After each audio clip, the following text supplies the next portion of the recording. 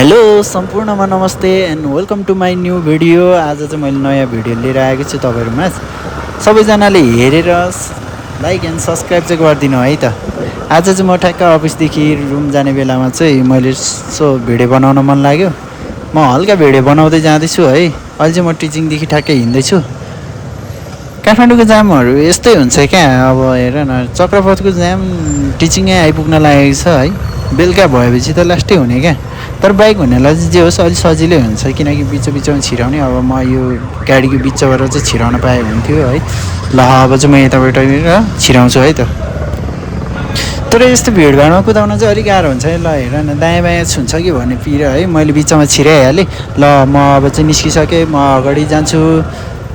यति भएपछि बाइकलाई धेरै हल्का हुन्छ नि होइन। तर बी केयरफुल पनि हुनुपर्छ है। दायाँ बायाँ हेर्ने, साइडमा पछाडि पनि हेर्नु पऱ्यो है। एकदम गाह्रो चाहिँ गाह्रै हुन्छ जे होस्। अब हामी जस्तोलाई चाहिँ अलिक धेरै गाह्रो नै हुन्छ, किनकि हामी धेरै पर्फेक्ट होइन नि त। बाइक चलाएको अब खासै धेरै भएको छैन, त्यही 4-5 वर्ष भयो है। तर प्र्याक्टिस मेन पर्फेक्ट भनेको जस्तै होइन। अब जति कुदाए त्यति आफ्नो हात बस्ने हो है। जे होस्, जे काम गर्दा पनि अलिकति मान्छेमा कन्फिडेन्स चाहिँ बढी नै हुनुपर्छ। सो यस्तो भिडभाडमा गाडीहरू कुदाउन यताउता गर्न चाहिँ अलिकति गाह्रै हुन्छ। नयाँ मान्छेहरूलाई चाहिँ गाह्रो हुन्छ है। तर बानी हो जे होस्। अमेरिकन एम्बेसी चाहिँ अब यहीँ अगाडि छ है। फेरि राइट साइडको चाहिँ अमेरिकन एम्बेसी हो।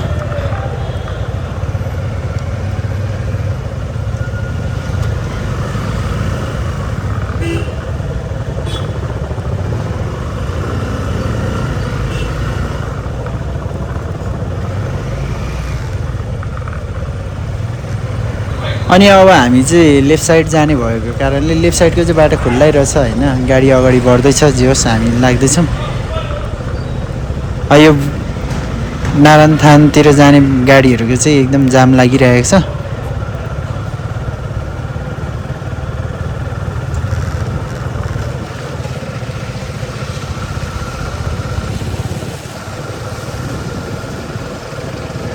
ल अब चाहिँ लेफ्ट साइडतिरको नि जाम हो कि जस्तो छ अगाडि चाहिँ होइन।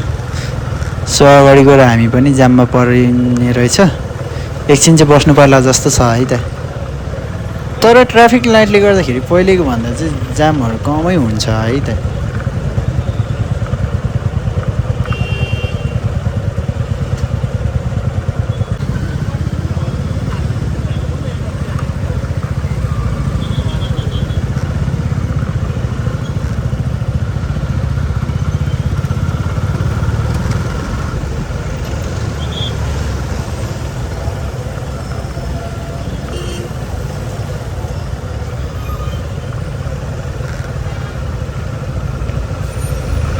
ल ल कस्तो ब्रेक हान्छ यार बसले। ओ अगाडि स्कुटी रहेछ नि त, त्यही भएर त्यस्तो ब्रेक हानेको रहेछ। झन्नै म पनि गएँ क्या, ब्रेक नहानेको भए चाहिँ जान्थेँ म पनि होइन अगाडि नै। त्यही भएर भिडभाडमा एकदम स्लोली चलाउनुपर्छ क्या गाडीहरू चलाउँदाखेरि। यो फेरि यो ओह्रालोमा चाहिँ अलिकति बाटोहरू नि अप्ठ्यारो छ, धेरै स्पिड पनि हान्नु हुँदैन है, किनकि अलिकति खाल्डाखुल्डी छ।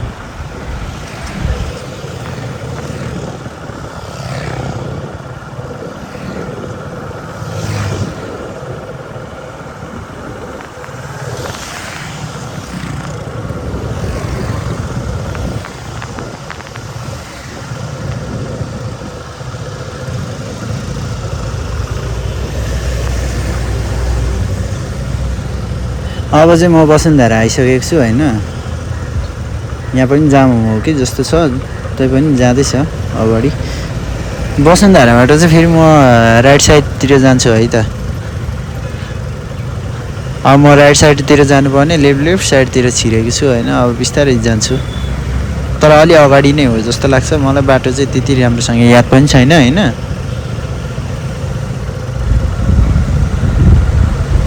ल अब चाहिँ म राइटतिर जाँदैछु होइन, बाटो हेर्दैछु। किनकि वसुन्धरा चोकदेखि नै दाहिना लाग्छ जस्तो लागेको छ। म फर्स्ट टाइम हिँड्दैछु है यो बाटो चाहिँ।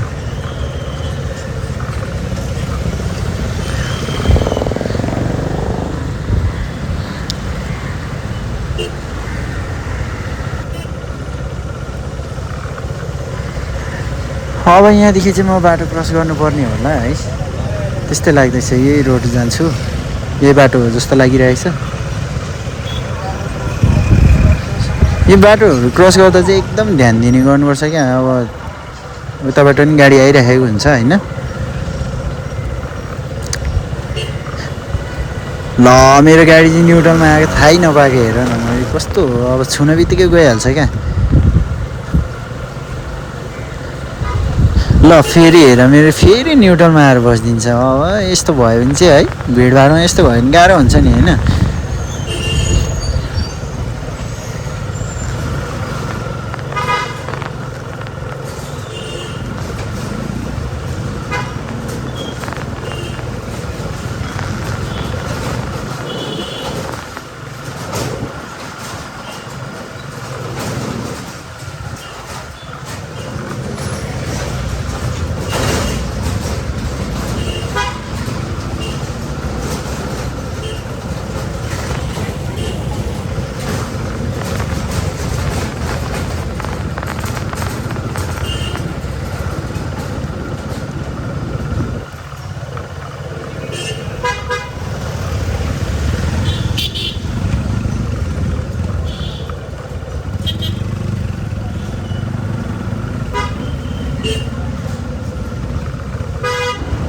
बाटो सानो भएपछि चाहिँ गाह्रो हुने क्या फेरि। अब हेर न, अगाडि जाउँ भनेको, ल अर्को गाडी आउँदै रहेछ, वेट गर वेट गर।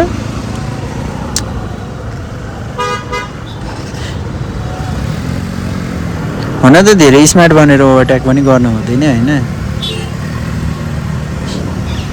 यात्रालाई कहिले पनि खेलाची गर्नु हुँदैन नि होइन गाइज। के हो भिडभाडमा त यसो सेफ भएर नै हिँडेको राम्रो हुन्छ जस्तो लाग्छ मलाई होइन। सो बिस्तारै जाने हो।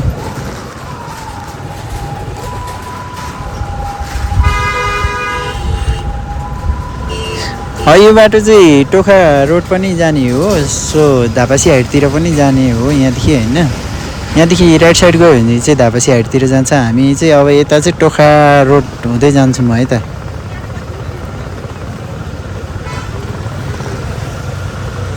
यो तल झरिसकेपछि चाहिँ हामी तल पुग्यौँ भने टोखा रोड ठ्याक्कै पुगिन्छ है।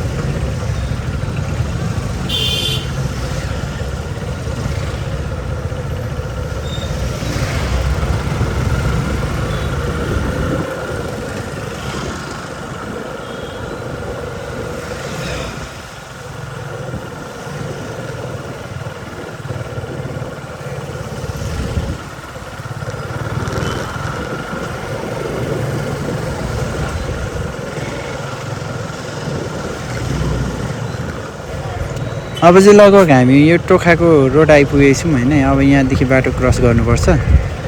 सो टोखाको बाटो नभइकन म चाहिँ सिधै जान्छु अगाडि होइन, किनकि जानु त म पनि टोखा नै जाने हो, तर टोखाको रोड चाहिँ जानु पर्दैन। जे होस् अब म आइपुग्न लागेँ। अब सबैजना साइडबाट छिरिरहेछ, म पनि छिर्दिउँ न होइन। हेर न बुढो बाजेले त स्कुटी चलाएर हिँडिरहेको छ यस्तो भिडभाडमा होइन। हामीले त अलिअलि राइड गर्नै पर्यो नि। हुन त यो जसले पनि सिक्ने कुरो हो, जे कुरो पनि सिक्यो भने पर्फेक्ट भइन्छ होइन।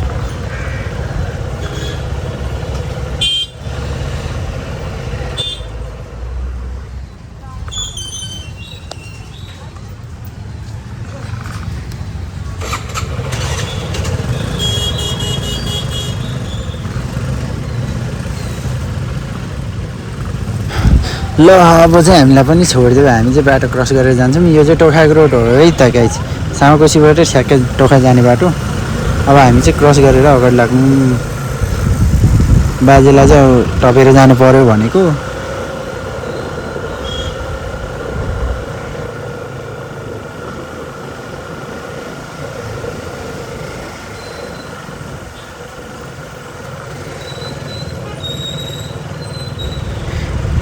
यस्तो भिडभाडमा नै हुन त बाइकवाला मान्छेहरूलाई एकदम हतार हुन्छ है, जसलाई पनि हो नि त। हुन त बाइक जहाँ पनि छिर्छ भनेर मान्छेले छिराउँछ, तर काठमाडौँतिर एकदम जाम गराउने भनेको बाइकले हो नि खास त है। किनकि प्रत्येक व्यक्तिसँग पर्सनल बाइक हुन्छ होइन। काठमाडौँमा जति धेरै बाइक कहाँ होला र अन्त है, नेपालमा लास्टै धेरै छ।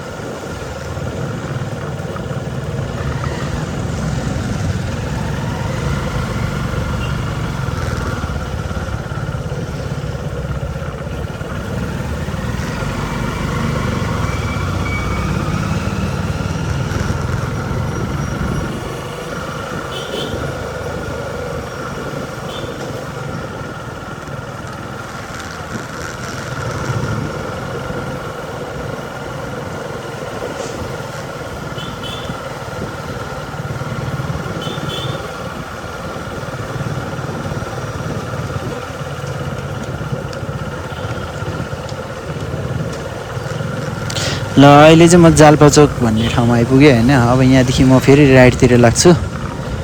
सो मेरो रुम चाहिँ अलिकति पर हो। अब म 3-4 मिनटमा चाहिँ रुम पुगिहाल्छु है त।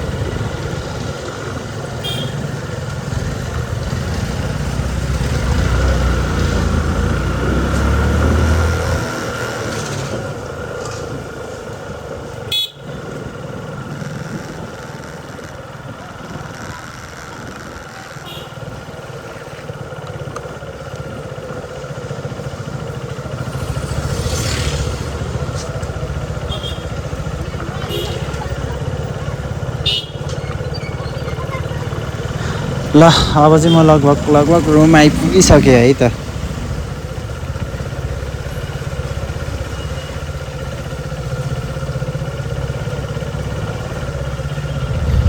ल यो कारले चाहिँ मलाई साइड दियो होइन। अब म चाहिँ अगाडि लाग्छु है त।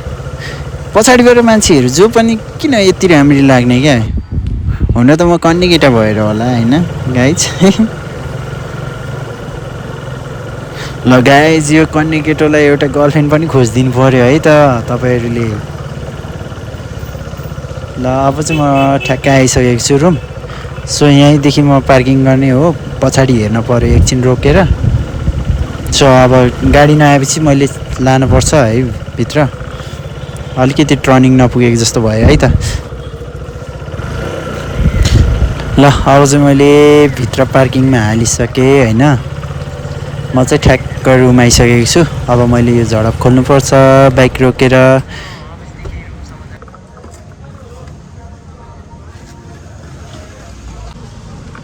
ल झडप पनि खोलिसक्यो अब यो पार्किङ गर्न चाहिँ अलिकति अप्ठ्यारो छ है यो अलि अग्लो छ क्या होचो मान्छेलाई चाहिँ एकदम गाह्रो नै हुन्छ यहाँ चढाउन होइन सो मैले अब गाडी पनि चढाइसकेको छु अब चाहिँ म रुम आइसकेँ पार्किङ गरेर गाडी पनि राख्छु है त अब मेरो क्यामेरा खोल्नु पर्यो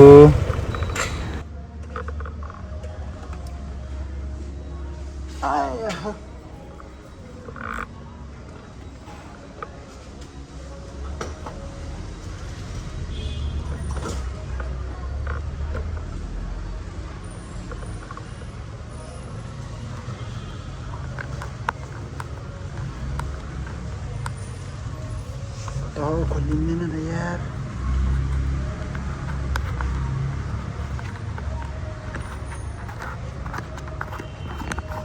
ल मैले चाहिँ क्यामेरा पनि खोलिसकेँ होइन मेरो काली चाहिँ यस्तो छ है त मलाई एकदम धेरै माया गर्छ क्या यो कालीले म पनि एकदम धेरै माया गर्छु माया पनि गर्नुपर्छ होइन ल यस्तै यस्तै भिडियोहरू लिएर तपाईँहरू सामु आउने नै छु सबैजनाले हेरेर लाइक कमेन्ट एन्ड सब्सक्राइब गरिदिनु चाहिँ नबिर्सिदिनु है त थ्याङ्क यू सो मच